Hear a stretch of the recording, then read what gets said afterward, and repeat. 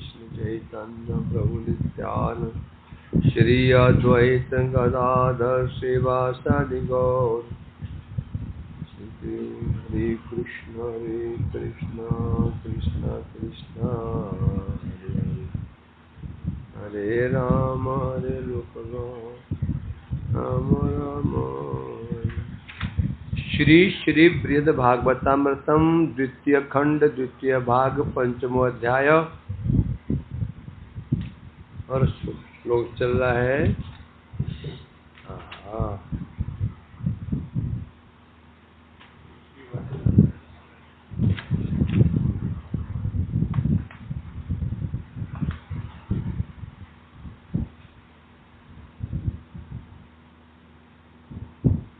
षष्ठी number श्लोक चल रहा है।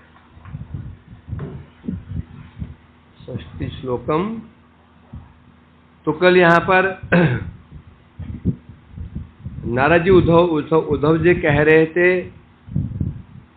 बड़ी आश्चर्य की बात है कि गोप कुमार आपके पास में रहता है और यहाँ पर भी ये दुखी है आपके रहते हुए, ये कैसे हो सकता है? तदेन मुवत्तत्र लोकानुग्रह कातर भगवान पिता पार्श्वस्थं प्रतिबोधयति क्षणम। उद्धव जी आपकी क्या विशेषता है? आप तत्रत्य लोकानुग्रह कातर, आप ब्रजवासियों के प्रति आपके हृदय बड़ा ही कातर रहता है, उनके हित चाहते हैं आप। उद्धव जी ब्रजवासियों का हित चाहते हैं। क्यों चाहते हैं? उद्धव जी ब्रजवासियों हित क्यों चाहते हैं? नहीं, क्योंकि उद्धव जी ब्रज में आए हैं, आकर ब्रजवासियों की भक्ति देखी है, भगवान के प्रति उनकी उत्कंठा देखी है, उनकी शिववृत्तियों को देखा है, इसलिए आए। तो अक्रूर जी भी केवल एक दिन के लिए आए, चले गए। उद्धव जी ब्रज में रहे थे, 2 महीने लगभग शायद रहे थे। ब्रजवासियों की जो उनका जो विरह है कृष्ण के प्रति अनुभव किया उन्होंने, सखाओं का, माता पिता का और गोपियों का है, इसलिए उनके प्रति उनके हृदय में बड़ी क्या है? ममता है, व्याकुल रहते हैं उनका कल्याण कैसे हो। कृष्ण को समझाते भी हैं, एक बार तो चले जाओ, कम से कम एक बार तो चले जाओ, दर्शन दे करके आ जाओ। तो क्या ऐसे जो आप हैं ब्रजवासियों के हित चाहने वाले हैं, और जो ये गोप कुमार कहाँ का है? ये भी ब्रज का ही है। एक तरफ तो आप ब्रजवासियों का हित चाहते हैं, उनका कल्याण करते हैं, और दूसरी ओर ये गोप कुमार जिसका जन्म गोवर्धन में हुआ है, ये ब्रजवासी है और ये आपके पास में रहता है। न प्रतिबोधयति क्षणम, न प्रतिबोधयति क्षणम। आपने आज तक एक क्षण के लिए भी इसको सांत्वना प्रदान नहीं की। यही बड़े विचित्र बात है। आपका कर्तव्य क्या था? आप जानते हैं इसे समस्या क्या है ना? जानते हुए आपने दूर करने की चेष्टा नहीं की। आश्चर्य इस बात का ये है,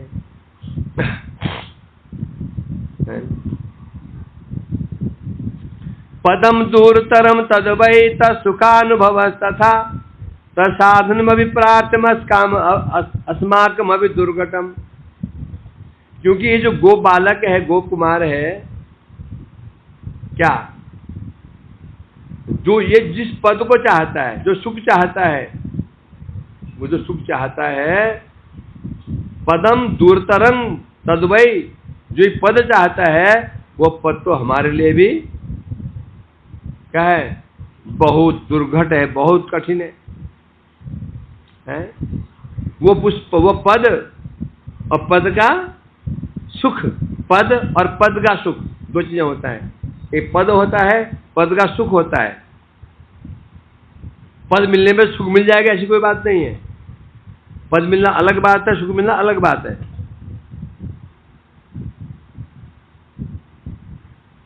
नहीं समझे?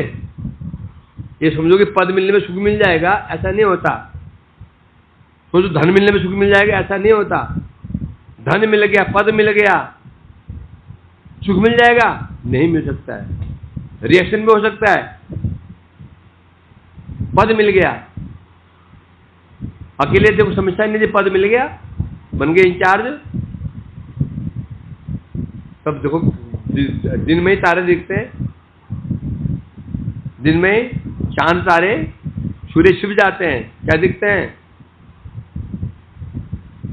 यदि समर्थ नहीं हो तो, समर्थ है कोई चिंता नहीं।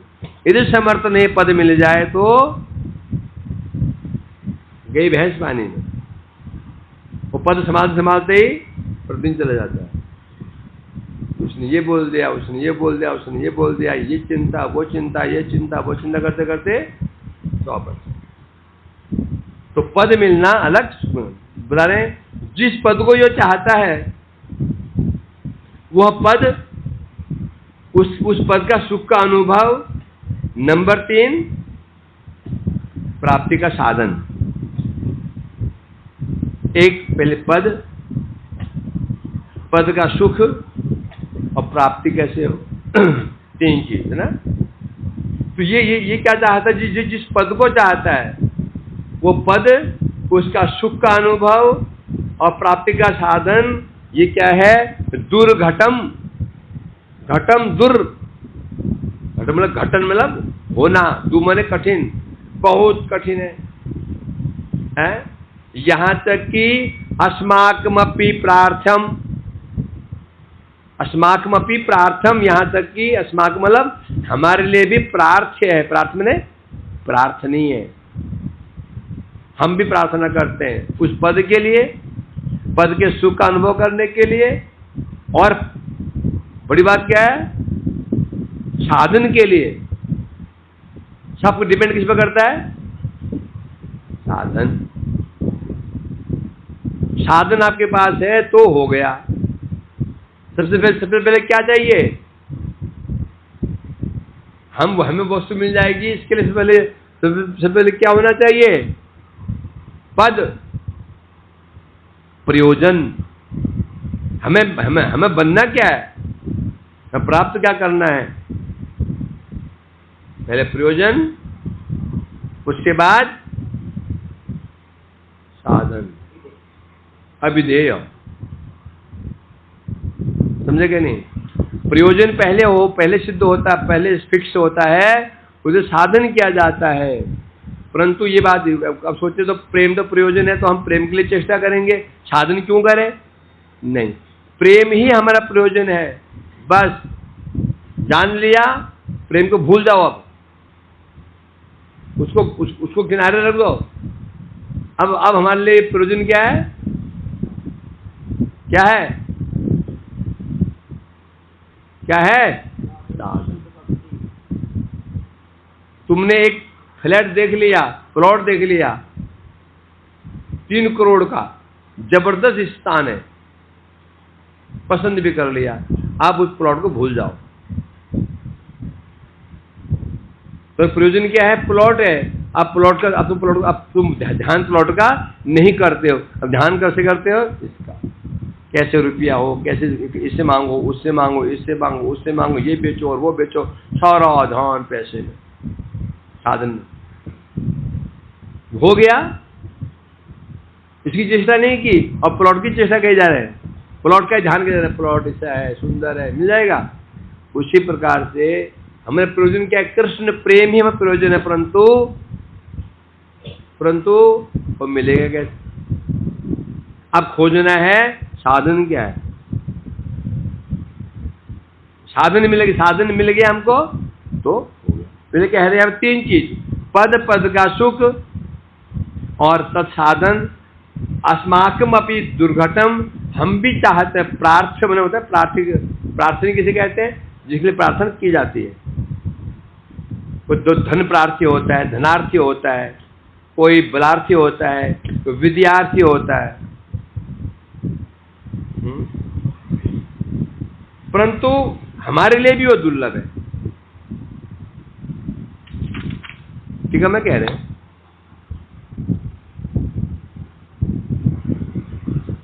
सर्वत्र भ्रमण कर रहा है गोप कुमार। यात्रा प्रपंच यात्रा शुरू हुई इसकी, कहां शुरू हुई यात्रा? शुरू हुई प्रपंच, इस जगह से यात्रा शुरू हुई।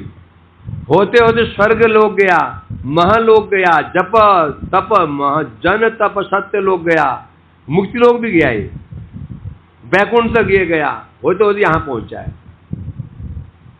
सर्वत्र भ्रमण कर रहा है, परंतु जो चित्त की जो आर्त क्या है, जो चित्त की जो आर्त भाव है, चित्त की जो हृदय की पीड़ा है, ये दूर नहीं हो पा रही है,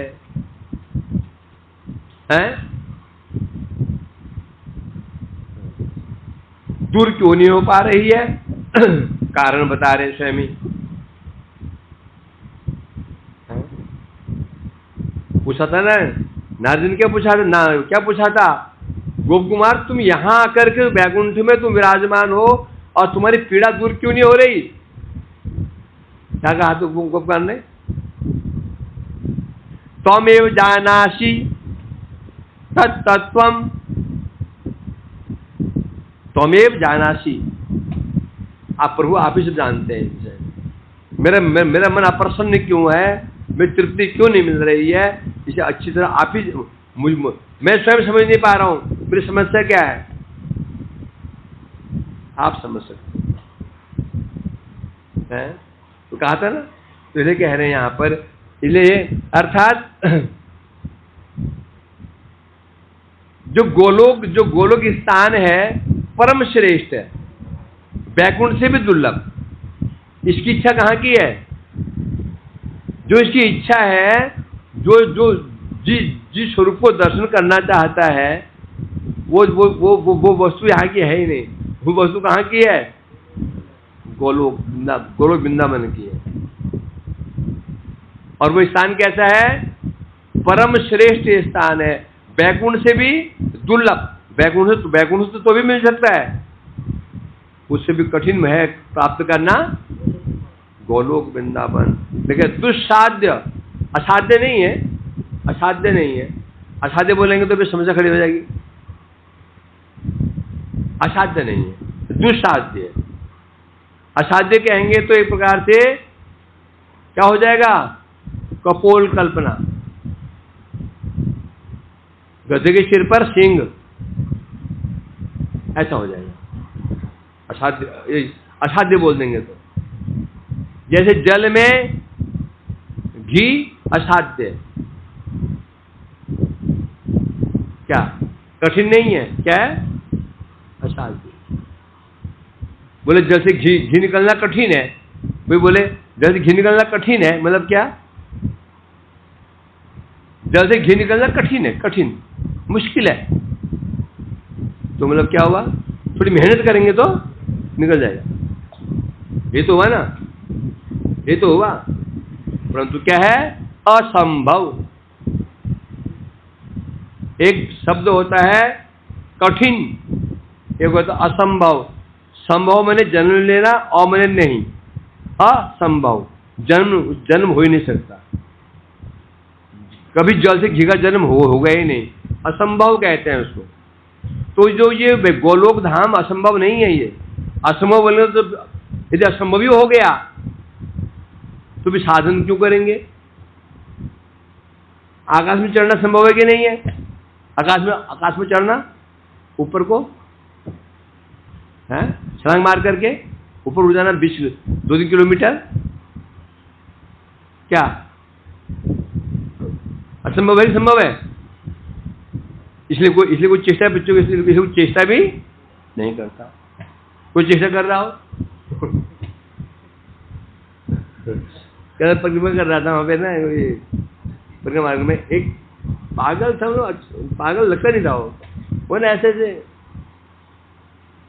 ऐसे कर रहा है और दुनिया देख रहे हो उसको, पागल समझ लो। वो लोग खड़े देख रहे हैं ऊपर को, वो था पागल। लोग पागल बन गए। हाँ, वो क्यों क्या देख रहा है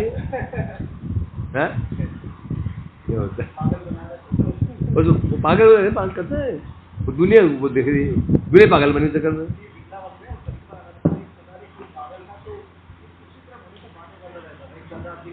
अच्छा वो आनंद धाम, आनंद धाम के सामने, आनंद बोले आनंद धाम के बाहर है दाढ़ी वाला वो।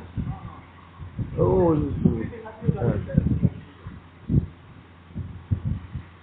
यार, तो असंभव नहीं है, दुस्साध्य। परंतु ये इसकी जो इच्छा है वो इच्छा बड़ी क्या दुर्घट है। अर्थात वो गोलोक जो पद चाहता है उसका नाम है गोलोक धाम। उस पद में जो सुख है, क्या वहां का सुख क्या है? क्या सुख? पद का सुख क्या होता है? बोलते हैं जो गोलोकनाथ नंदन श्री कृष्ण है उनका दर्शन, उनके साथ विहार, उनकी माधुरी का अनुभव, यह है पद। पद में एक गोलोक धाम चाहता है। गोलोक धाम क्यों चाहता है? कहाँ जाने की इच्छा है?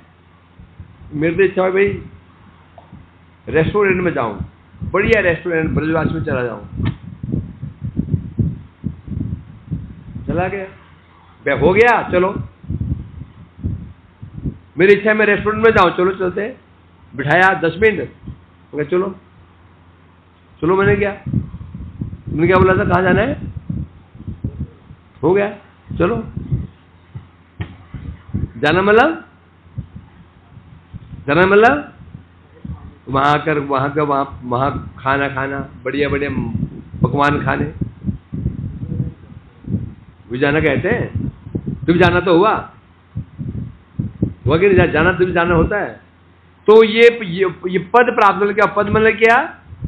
पद का सुख क्या होता है? पद का सुख क्या है? क्या सुख? गोलोक का सुख क्या है? कृष्ण का दर्शन, उनकी लीलाओं का दर्शन, उनके साथ विहार करना, उनकी माधुरी का आस्वादन करना, ये है उस पद का सुख। है कि नहीं? कहीं सुख तो होता है, कहीं सुख होता है, उसका एक विशेष सुख होता है। मोबाइल का सुख, मोबाइल सुख क्या है? तो देखते रहना आगे पीछे, ये है ना सुख। मोबाइल का सुख क्या है? देखते रहना। क्या सुख उसका? उसको देखना, उसमें प्रोग्राम से देखना, यूट्यूब देखना, और उसमें क्या फेसबुक देखना और इंस्टाग्राम देखना और क्या ट्विटर देखना, ये उसका सुख है। तो ये गोप कुमार है, इसकी जो कामना है ये गोलोक धाम चाहता है और वहां नंदन का दर्शन करना चाहता है, उनके विहार करना चाहता है, रूप माधुरी आस्वादन करना चाहता है। परंतु वो जो अनुभव है ना वो अति दुर्घट है? तथा उसका जो अनुभव का साधन भी दुसाध्य है। वस्तु ही वो पद ही दुसाध्य में खूब कठिन है। साधन कैसा होगा? साध्य जैसा साधन भी ऐसा ही होगा। साध्य कठिन, साधन भी कठिन। साध्य आसान। एक बच्चे का साध्य क्या है? बाप ने चलाया रिक्शा, साहब ने रिक्शा, बाप हमें रिक्शा ही हमारे जीवन में है। तो स्कूल में कैसी पढ़ाई करेगा वो? कैसी पढ़ाई करेगा वो? न करेगा न करने देगा। पता है पिताजी बैरिस्टर थे, चाचा जी जज हैं, कोई डॉक्टर है, कम से कम वकील तो बनना पड़ेगा। तो साधन कैसे करेगा? समझे क्या नहीं?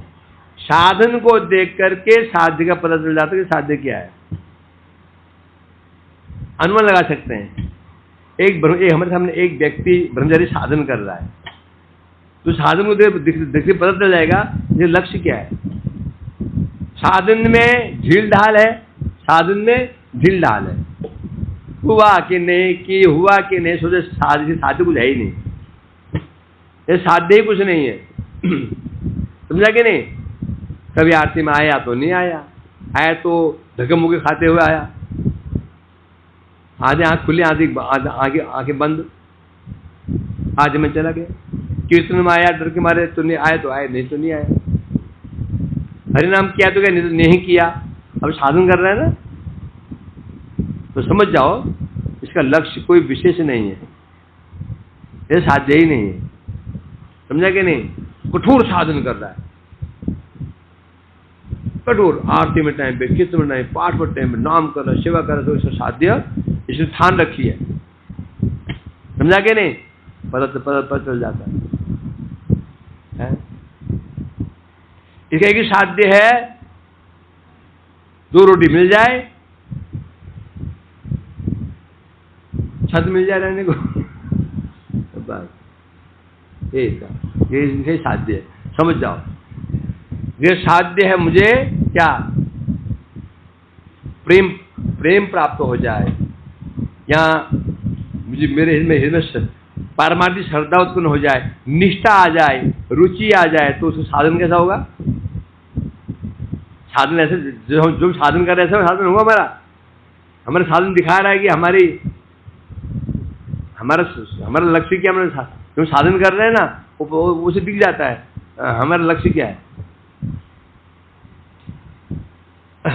इसलिए कह रहे हैं यहाँ, तो इसलिए कह रहे हैं यहां तक कि हम जो भगवान के नित्य पार्षद हैं, मैं उनका भक्त हूं और आप उनके निजजन हैं, हमारे लिए भी वो पद अत्यंत प्रार्थनीय। कौन सा पद? गोलोक पद, वृंदावन पद, ब्रज पद। नारद जी कह रहे हैं मेरे लिए, उद्धव जी आपके लिए भी वो जो गोलोक पद है वो क्या है? दुर्लभ है, प्रार्थनीय है, केवल प्रार्थना ही कर सकते हैं, मिलेगा नहीं हमको। क्यों नहीं मिलेगा? क्यों नहीं मिल सकता? उद्धव जी क्यों नहीं मिलेगा वो पद? इन्हें क्यों नहीं मिल सकता? क्योंकि ये वैसे साधन नहीं कर पाएंगे। क्यों नहीं कर पाएंगे साधन? गोलोक धाम प्राप्त करना हो तो ये लोग वहां क्यों जान नहीं पाएंगे? क्यों प्राप्त नहीं कर पाएंगे? साधन क्यों नहीं कर पाएंगे? क्योंकि साधन के लिए भाव चाहिए, इनका भाव ही नहीं है। इनके अंदर क्या भाव है? ऐश्वर्य प्रधान भाव है। ऐश्वर्य प्रधान भाव के द्वारा ब्रजधाम प्राप्त नहीं होगा। किसे होगा? जो ब्रजवासियों का अनुगत्य कर सके। मोर पुत्र मोर सखा मोर प्राणपति, जो कृष्ण को अपना सखा मानते हैं, पुत्र मानते हैं, प्राणपति मानते हैं, जिसका ये भाव है, तो इस भाव के द्वारा ही साधना हो सकती है, ब्रज की साधना। यदि ऐश्वर्य भाव रहा, उद्धव जी के अंदर क्या भाव? यदि उद्धव जी के अंदर क्या भाव है? ऐश्वर्य भाव है। इसे इच्छा तो कर रहे हैं, आशा मोह चरण रेणु जुषाम श्याम, भाव के अंदर किसने प्रति क्या है? राष्ट्रीय भाव, ऐश्वर्य भाव है। ले कह रहे हैं नारद जी के अंदर क्या है? ऐश्वर्य भाव है। इसलिए बता रहे हैं अब वो साधन तो हम ही नहीं कर पा रहे हैं। हमारे लिए साधन क्या है? दुर्लभ है। तो साधन ही दुर्लभ है, साध्य क्या है फिर? तो साधन ही दुर्लभ है, साध्य क्या होगा? इस विषय में अधिक क्या कहे? ततश्च दूरतरमिति परम दुर्लभम इत्यर्थ। श्रीमदुद्धव उवाच ब्रजभूमोऽयं जातस्तस्यां गोपत्वमाचरत् गोपालोपासना निष्ठ विशिष्टो अस्मन् महाशय। उद्धव जी कह रहे हैं नारद जी, ब्रजभूमो अयम जात तस्यां गोपत्वमाचरत्। अयम ने ये गोकुमार जन्म का है ब्रजभूमो जात। जन्म कहाँ हुआ? ब्रजभूमो जात। जन्म इसका ब्रजभूमि में हुआ। तस्याम गोपत्वम आचरत, जन्म ब्रजभूमि में हुआ और तस्याम, तस्या मने ब्रजभूमि, और ब्रजभूमि के जैसा ये आचरण भी कर रहा है। ब्रजभूमि किसकी है? गोपों की है। तो ब्रजभूमि के अनुसार इसका आचरण भी ब्रजभूमि के समान, मतलब गोपों के, इसका आचरण भी गोपों के समान इसका आचरण है। विशेषतः गोपाल उपासना निष्ठो, और विशेष रूप से इसकी निष्ठा किसमें है? गोपाल उपासना। कौन गोपाल? गोपाल भी कितने हैं? 2 गोपाल, बाल गोपाल और मदन गोपाल। कोई इसकी बात किसमें है? मदन गोपाल, बाल गोपाल नहीं। बाल गोपाल किसके विषय है? मार्शल रस के विषय है। मदन गोपाल मधुर रस के। तो मदन गोपाल, इसकी निष्ठा मदन गोपाल में, मदन गोपाल की उपासना में इसकी निष्ठा है। इसलिए विशिष्टो अस्मन, अस्मन महाशय, अस्मन मने हम, आप और हमसे ये विशिष्ट है। आपसे और मुझसे, आपसे मुझसे नहीं, मेरे जैसों से, आप जैसों से। मेरे से लगाओ क्या? मैं हो गया ना जी, मैं, मेरे पिताजी व्यास, तो उसके पिताजी पराशर, जितने भी हैं सारे ये, और तुम्हारे जैसे मतलब तुम हो गए, और गुरु जी हो गए, जिनने ये द्वारकावासी हो गए। मैं मतलब जो मेरा वंश है, और तुम मने है कि नहीं? किसी पुत्र है? नारद जी ब्रह्मा जी हो गए। ब्रह्मा जी के लिए मुश्किल है, मिलना मुश्किल है, ज्यादा मुश्किल है, कह रहे ना? तो इसलिए बता रहे हैं अतः विशिष्टो अस्मन महाशय, क्योंकि ये क्या है? ये महाशय, महान आशय है जिसका, उसे कहते हैं आशय माने लक्ष्य, भाव। आशय माने बोले तेरा आशय अच्छा नहीं है, तुम यहां किस आशय से आए हो? आशय माने प्रयोजन। इसका आशय क्या है? महान आशय है इसका, जो हमारा भी नहीं है। इसलिए अब व्यक्ति की वैशिष्ट किससे होता है? व्यक्तिगत आत्मा में किससे होता है? आशय से। किसका प्रयोजन क्या है? उसके अनुसार ही वैशिष्ट होता है ना? कोई वकालत पढ़ रहा है, कोई डॉक्टरी पढ़ रहा है, इंजीनियरिंग पढ़ रहा है, ये किसका अब श्रेष्ठता कैसे होगा? किससे कौन श्रेष्ठ है? कौन श्रेष्ठ है? किससे श्रेष्ठ? इसका आधार क्या है? आशय, प्रयोजन।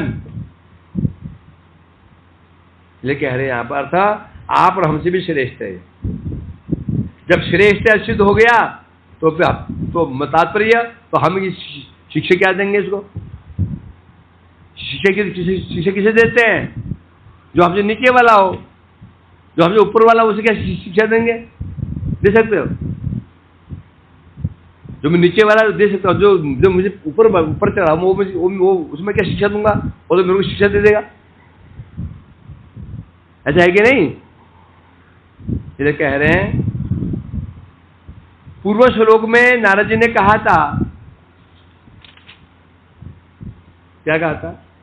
तत्साधनम भी प्रार्थनीयम अस्माकम अपि, अर्थात वो जो भाव है ना, अस्माकम अपि, अपि शब्द का उपयोग किया था उन्होंने, अर्थात हमारे लिए भी दुर्घट है, दुर्लभ है। इसे सुनकर के न्यूनतम प्रकाश के वाक्य को सहन उद्धव जी सहन नहीं कर पाए। क्या सहन? अपनी न्यूनता सहन नहीं कर पाए कुछ है। इसलिए उद्धव जी गोपमान के अभिष्ट सिद्धि के लिए अब तो सिद्ध हो गया भाई हम न्यून है, तो उपदेश कैसे दे सकते हैं? उपदेश देने क्या होना चाहिए? योग्यता होनी चाहिए है। जो इसका लक्ष्य है वो लक्ष्य हम भी चाहते हैं तो हम तो प्राप्त नहीं कर पाएंगे, जैसे लक्ष्य श्रेष्ठ लक्ष्य है। तो उसमें गोपकुमार के अभीष्ट सिद्धि के लिए कि गोपकुमार चलो हमारा तो नहीं हुआ है, सहन नहीं कर पाए मतलब क्या, ईर्ष्या हो गई ना। उन्होंने कहा ना नारद जी ने, उद्धव जी आप और हमारे लिए भी संभव नहीं है। उद्धव जी को बड़ा बुरा लग गया, अच्छा हमको इतना नीचे निकृष्ट समझ लिया, ये अर्थ हुआ ना। सहन नहीं कर सके मतलब क्या, सहन नहीं करने अनेक कारण होते हैं, अनेक अर्थ होते हैं। एक होता है ईर्ष्या आ गई, दूसरा कि ये बच्चा आगे बढ़ना चाहता है और मैं इसको शिक्षा नहीं दे पा रहा हूं, मैं सहन नहीं कर पा रहा हूं, मैं दुख हो रहा है। अर्थ एक अर्थ नहीं हो जाते हैं, मैं सहन नहीं कर पा रहा हूं, इसकी उन्नति को मैं सहन नहीं कर पा रहा हूं, ये आगे बढ़ना चाहता हूं सहन नहीं कर। दो अर्थ, एक तो मुझे ईर्ष्या हो गई तो मुझे आगे बढ़ना चाहता है और वो मैं होने दूंगा, वो मैं होने नहीं दूंगा। दूसरा आगे बढ़ना चाहता है, ओहो क्या करूं मैं करूं क्या, कैसे बढ़ाऊं इसको, मैं क्या चेष्टा करूं, इसे कहते सहन। यहां पर ये अर्थ है। इस न्यूनता प्रकाश के बाकी को सहन न करके उद्धव जी थोड़ा सा चिंता लग गई, क्या करें बताओ, इसको क्या शिक्षा प्रदान करें, हमारा सामर्थ्य ही नहीं है। इसलिए गोपकुमार के अभीष्ट सिद्धि के लिए, अभीष्ट मतलब कैसे ये गोलोक प्राप्त कर सके, और नारद जी का आनंद वर्धन करने के लिए अब यहां से उद्धव जी कह रहे ब्रज भूमो अयम जात तस्याम गोपत्वम आचरत। दो कार्य, गोपकुमार की अभीष्ट सिद्धि के लिए, नारद जी का आनंद वर्धन करने के लिए अब यहां से उद्धव जी कह रहे हैं ब्रज भूमो अयम जात तस्याम गोपत्वम आचरत। क्या कह रहे हैं, ये तो गोपकुमार है ना, असमन विशिष्टो, हमसे भी श्रेष्ठ है, आप और हमसे भी श्रेष्ठ। क्यों श्रेष्ठ है, ब्रजभूमो जात, क्योंकि इसका जन्म ब्रजभूमि, इसका जन्म कहाँ हुआ है, जन्म हुआ ब्रजभूमि, ब्रज में इसने जन्म ग्रहण किया, जन्म ब्रजभूमि इसका हुआ है, इस कारण हमसे श्रेष्ठ है। केवल जन्म पर्याप्त नहीं है, तस्यां गोपत्वम आचरत, जन्म एक चीज है, वैसे आचरण एक चीज है, समझे क्या नहीं। जन्म लेना ही कि निवास करना ही श्रेष्ठ कारण नहीं बन जाता। मेन बात होता है वहां के जो वहां की सभ्यता है उसको हम ग्रहण कर रहे हैं नहीं कर रहे हैं।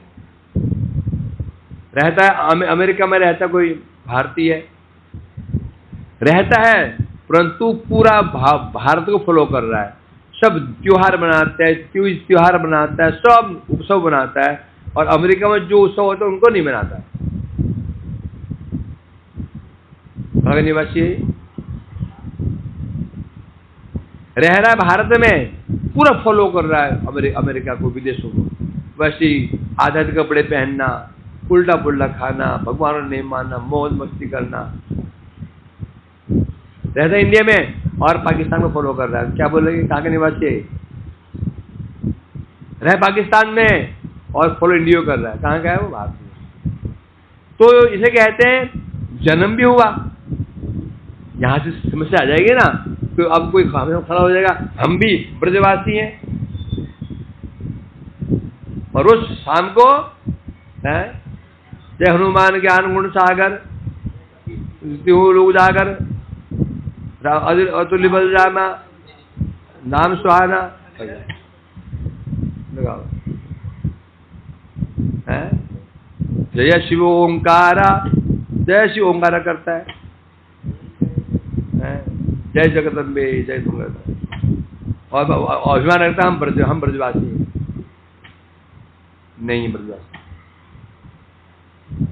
जन्म से नहीं होगा। यहां बता रहे हैं जात तस्याम आचरत, जन्म भी है और आचरण भी है। समझे कि नहीं? मठ में रहने से कोई मठवासी नहीं बन जाता। मठ में रह रहे हैं, आचरण मठ के अनुरूप ही होना चाहिए, तो मठवासी है, नहीं तो लठवासी है। मठ में रह रहे हैं, मठ का आचरण नहीं, न पाठ से मतलब, न कीर्तन से मतलब, न आरती मतलब, न नाम से मतलब, बस मतलब केवल मोबाइल केवलम, मोबाइल केवलम, मोबाइल में रत है। तो समझो ये क्या है, ये मोबाइल वासी है।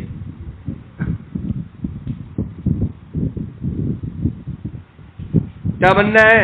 मठवासी। योगेश क्या बनना है? मठवासी बनना है। हाँ, बनना है तो फिर मठ का आचरण को लेना पड़ेगा, आचरण मठ के नियम पालन करने पड़ेंगे। वो भी कैसे?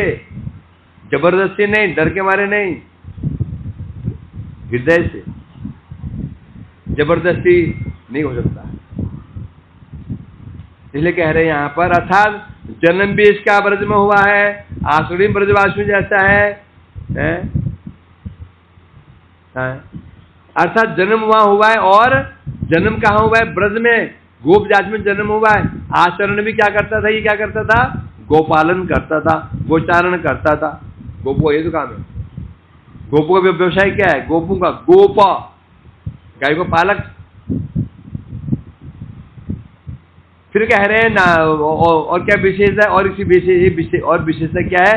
इसकी विशेषता और है, विशेष रूप से मदन गोपाल देव का दक्षाक्षर मंत्र श्रेष्ठ की उपासना करता है।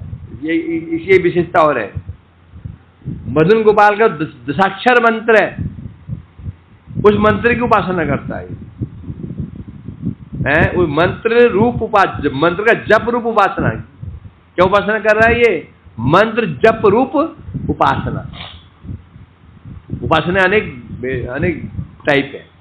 श्रवण उपासना, कीर्तन उपासना, स्मरण उपासना, अर्चन उपासना, नवदा भक्ति, श्रवणम कीर्तनम पंचदा, 64 प्रकार की नवदा भक्ति, पंचदा भक्ति, त्रिधा भक्ति, एकदा भक्ति। ये क्या कर रहा था? दशाक्षर मंत्र जो, और ये मंत्र कौन सा है? मंत्र श्रेष्ठ कहते हैं ये मंत्र। इसको एक ना मंत्र राज भी कहते हैं, इसको मूल मंत्र भी कहते हैं। जो जपते हो ना ये गोपाल मंत्र, क्या कहते हैं इसको? मूल मंत्र। क्या कहते हैं? सब मंत्रों का मूल है। जितने मंत्र हो सकते हैं सबका मूल है मंत्र है। इस मंत्र से तुम कुछ भी सिद्ध कर सकते हो। इसलिए राम जी की उपासना कर लो, नरसिंह कर लो, सब पूजा इस मंत्र से हो जाएगी। मूल मंत्र है ना? कोई भी सिद्धि कर सकते हो इसको, कोई भी सिद्धि कर सकते हो, सब सिद्ध हो जाएगी। परंतु वो अलग बात है, श्रद्धा नहीं हो पाती हमारी। परंतु ये ऐसा मंत्र है, मूल मंत्र है। बताया था ना घटना क्या है? कोई बता ली? हाँ,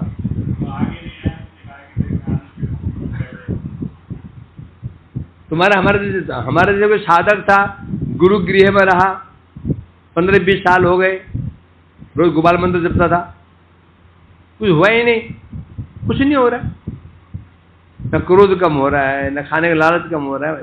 सोचा बेकार बात है, फालतू है ये मंत्र जपो। कुछ हो क्या हो रहा है, नहीं हो रहा पता नहीं चलता, कुछ हो भी रहा है नहीं हो रहा पता नहीं चलता, मन खराब हो गया, चलो चलते हैं घर।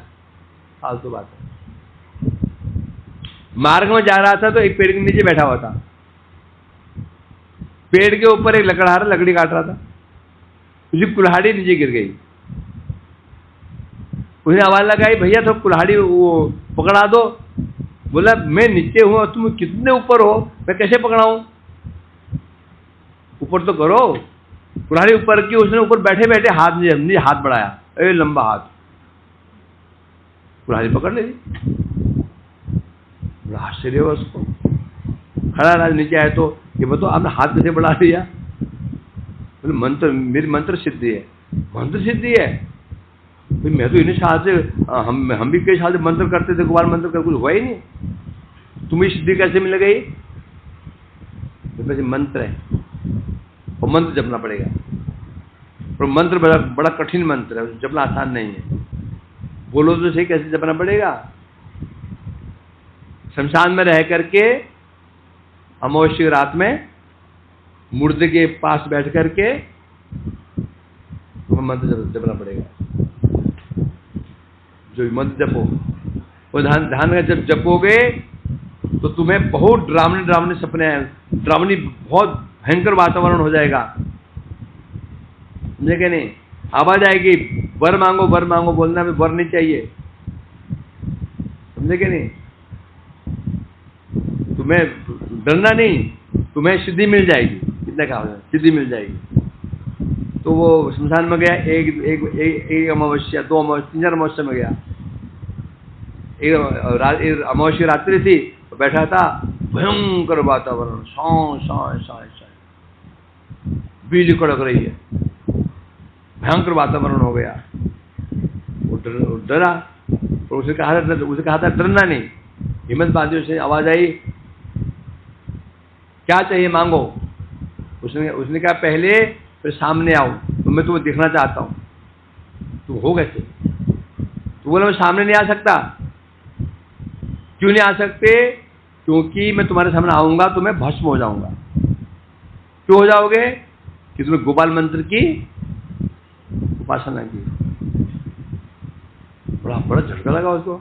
सोचा इतने कई महीने से मैंने क्या सब खाना, मांस खाना शुरू, सब खाना शुरू कर दिया, मदिरा सब छोड़ दिया, वैष्णव नियम छोड़ दिए, मंत्र जपना बंद कर दिया, खान पाना शुद्ध हो गया, तो भी मंत्र का बल।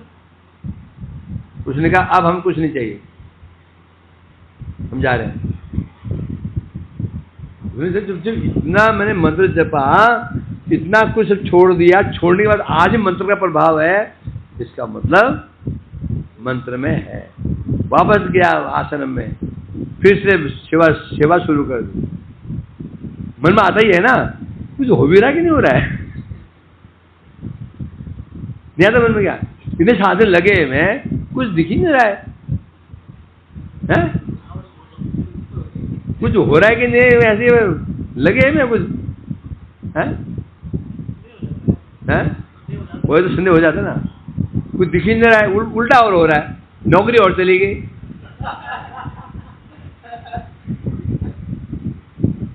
बीमारी और बढ़ गई। अच्छे भले थे, जब से भजन शुरू किया बीमारियों ने जकड़ दिया, संदेह हो रहा जाता है। समझे कि नहीं? इसलिए क्या धैर्य धारण करना पड़ेगा। पहले बीमारी नहीं थी, अब आ रही है, ऐसे मतलब मंत्र काम कर रहा है। क्या ये व्यक्ति अच्छा भला संसार में था, मौज मस्ती में था, भजन शुरू कर दिया, विपत्ति में विपत्ति पड़ रही है, समझो भजन ने काम करना शुरू कर दिया। ये तो कुछ नहीं होता तो समझो कुछ नहीं हो रहा था, मतलब अब हो रहा है, रिएक्शन हो रहा है, तो समझो मंत्र काम कर रहा है। समझा कि नहीं? मतलब चूहे बिल से बाहर, बिल में चूहे है ना, लकड़ी घुसाओ उसमें, चूहे क्या करेंगे? बाहर निकलेंगे बिल बिला करके। माला कर रहे हो ना, भजन कर रहे हो ना, जो पाप बैठे थे पाप बाहर निकल रहे हैं। और कैसे वो पाप बाहर कैसे निकलेंगे? कैसे निकलेंगे? उत्पात करते हुए। कभी कमर टूटेगी, कभी तुम्हारा सिर फूटेगा, कभी तो अपमान हो जाएगा, ये पाप निकल रहे हैं। इसलिए काम हो रहा है, नहीं होगा तो कुछ भी नहीं होगा। इसलिए कह रहे हैं यहां पर, तो इसलिए ये तथापि ये महाशय है कि बस इसका एक ही क्या है, सर्वत्र भ्रमण कर रहा है। आशा क्या है? महान आशय, आशा क्या है? मदन गोपाल जी का दर्शन प्लस उनके साथ विहार प्लस माधुरी का आस्वादन, ये इसका आशय है। इसलिए महाशय है ये। इसलिए अब ये जो इसका आशय है बहुत दुर्लभ है, इसको कहीं मिल नहीं पा रहा है, इसलिए सर्वदा ये अतृप्त की भांति भटक रहा है। सोत्साह महातम हर्षात् श्रुत्वा श्रीलिश नारद यथायम लभते अभीष्टम तथोपदीश सत्वरम। अर्थ बोल देता हूं उसका। स उत्साह आहतम, उद्धव जी की बात सुन करके क्या हुआ? नारद जी कैसे हुए? अत्यंत हर्षित हुए। उत्साह नारद जी अत्यंत उत्साहित हुए, हर्षित हुए। अतः हर्षित होकर के आश्लिष्य नारद, क्या किया? नारद जी ने उद्धव जी को गले से लगा लिया, आलिंगन कर लिया उद्धव जी को, और कहने लगे अयम यथा अयम लभते अभीष्टम। उद्धव जी जो कुछ भी हो, मैं तो यही कहना चाहता हूं, अयम मन यह गोपालक है, जिस उपाय से इसकी शुद्धि हो तथा उपदेश, ऐसा उपदेश प्रदान करो। मैं नहीं जानता आप क्या कहना चाहते हैं। मैं चाहता हूं जिस प्रकार से जिस बालक का अभिष्ट पूरा हो, सत्वरम तथा उपदेश, तुरंत वैसा इसको उपदेश प्रदान करो। अब देखें कल उद्धव जी क्या उपदेश प्रदान करते हैं। क्या हुआ?